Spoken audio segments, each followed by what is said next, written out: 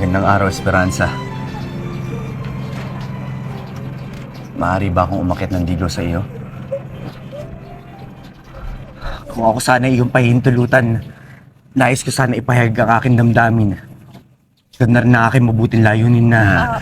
Huwag mo sanang mamasamain, Cesar. Iglesia ni Cristo ako.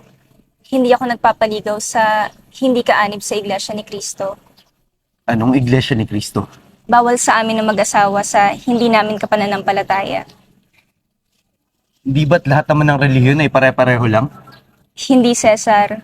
Utos yun ng Diyos. Nakasulat yun sa Biblia. Kasalanan sa Panginoong Diyos na mag-asawa kami ng hindi kapananampalataya.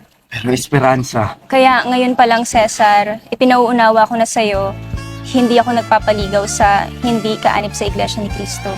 Esperanza, Pasensya ka na, Cesar. Di man ang